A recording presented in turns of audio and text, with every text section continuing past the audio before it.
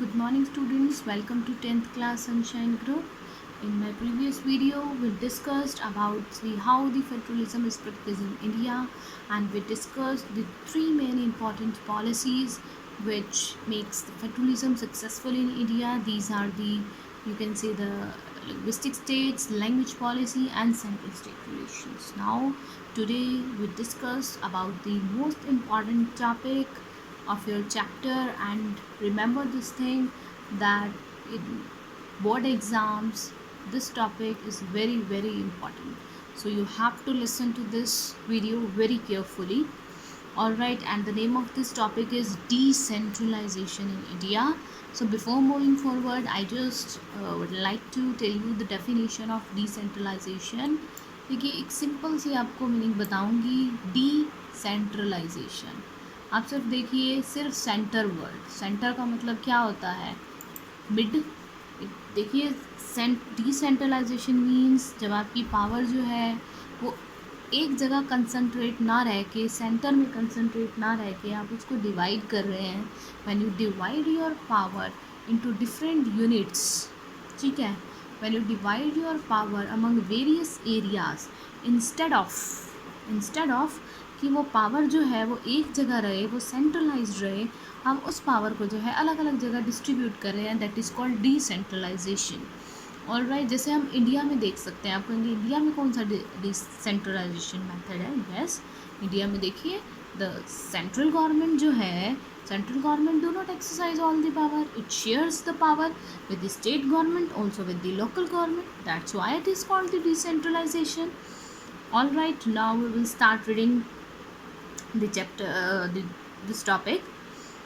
All right, we noted above that federal government has two or more tiers of government. See, in the previous video we discussed that the federal government is the one which have two or more tier, you can say two or more level of government.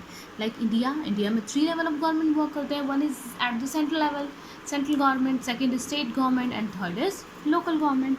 We have so far discussed the two tier of government in our country, but the vast country like India can't be run only through these two tiers. देखिए, आपको पहले बताया था मैंने कि जब हमारा constitution बना था, at that time there was only two tier और two level of government in India, that is central government and state government. तो इसमें यही कह रहे हैं कि इतनी वास्ट कंट्री इंडिया जो है, आप देखते हैं, you know that there is a huge diversity in India, people of different culture, of different religion lives here, so it's rather, you can say, impossible to run a country like India with only these two levels.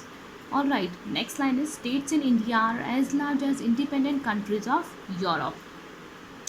देखिए, Europe में जितनी independent countries हैं उतनी सिर्फ India में states ही हैं बस। अगर हम पॉपुलेशन देखें तो UP is bigger than Russia, Maharashtra is bigger big as Germany. ये पॉपुलेशन की टर्म है बच्चे। वैसे रशिया देखिए एरिया वाइज तो बहुत बड़ा है, लेकिन यूपी की पॉपुलेशन रशिया की पॉपुलेशन से भी ज़्यादा है।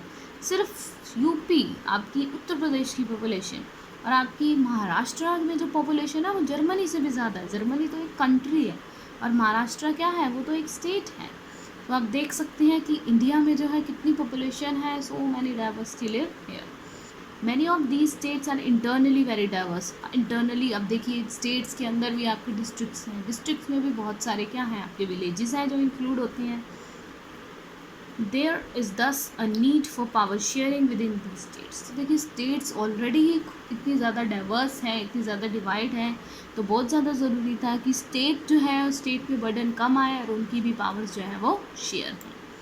All right, federal power sharing in India needs another tyre of government below that of the state government. इसलिए हमारे इंडिया में जो फेडरल पावर शेयरिंग थी, उसे एक थर्ड टायर ऑफ गवर्नमेंट की ज़रूरत थी, स्टेट गवर्नमेंट से भी नीचे जो वर्क करेगी। स्टेट गवर्नमेंट के पास बहुत बर्डन था।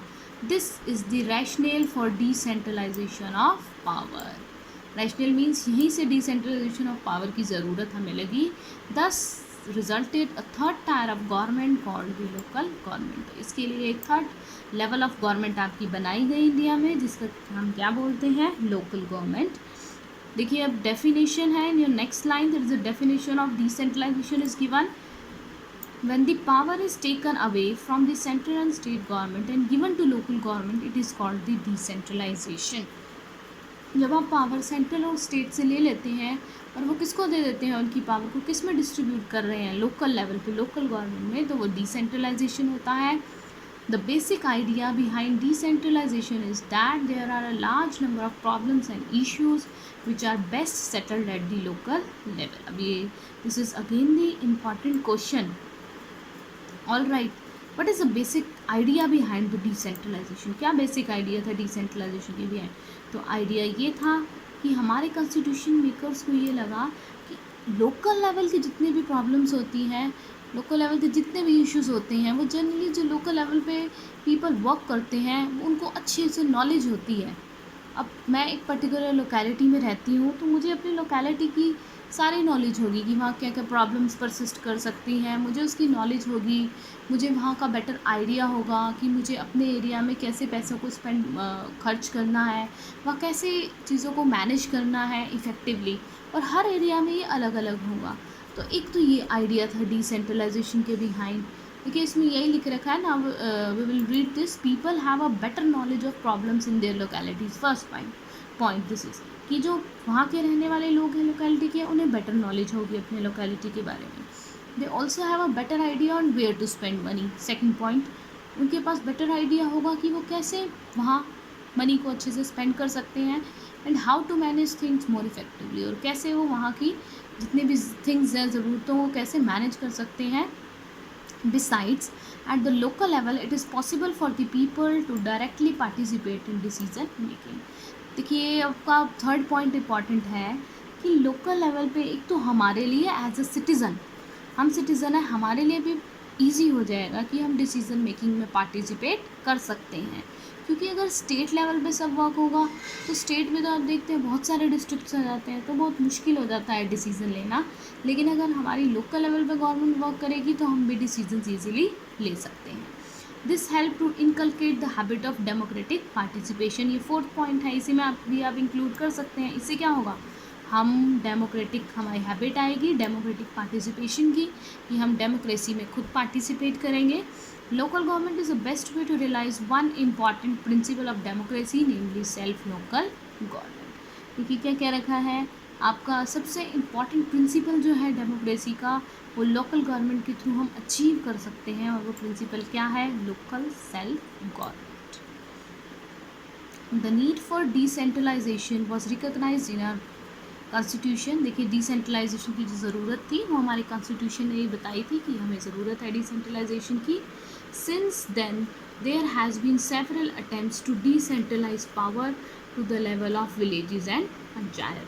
तब से ही बहुत सारे अटेम्प्ट ऐसे बनाए गए कि कैसे हम विलेजेस में और टाउन्स में भी पावर को डिसेंट्रलाइज कर सकते हैं.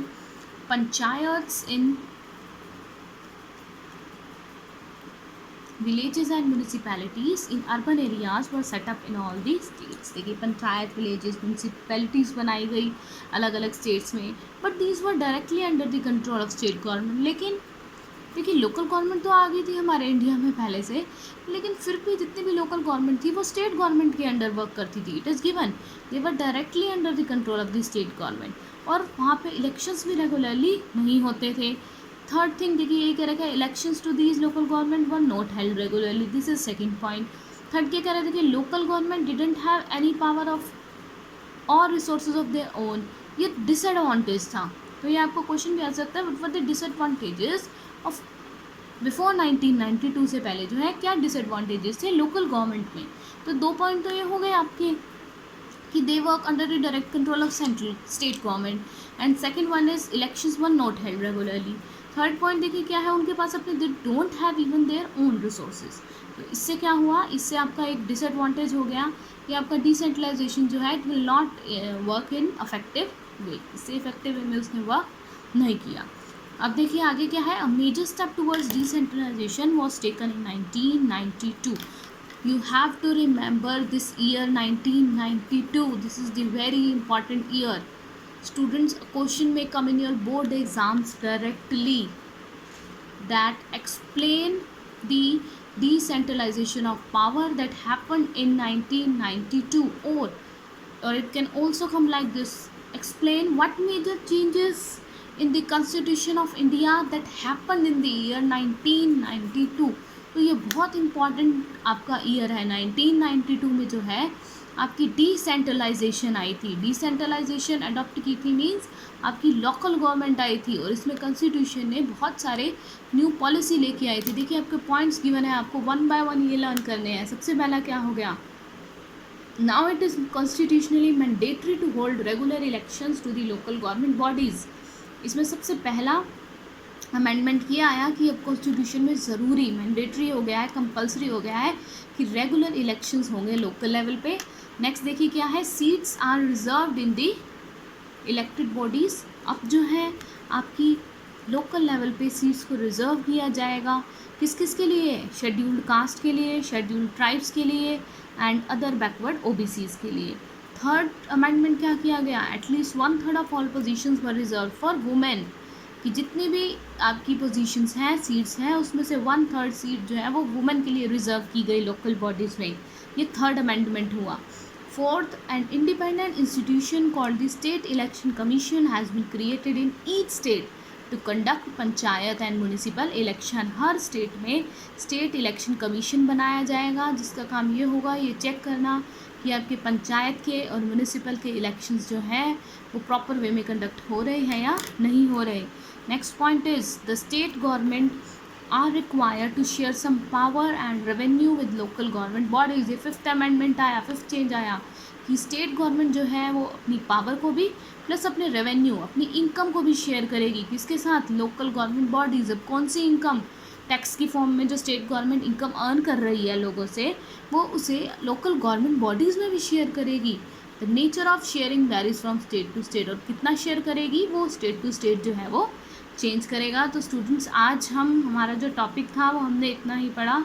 इन my next video we will discussed about how in rural areas local government work and how in urban areas this local this local level government works. All right, so based on this I am giving you an assignment. You will have to complete this assignment in your notebook. Watch this video 2-3 times carefully. All right, thank you.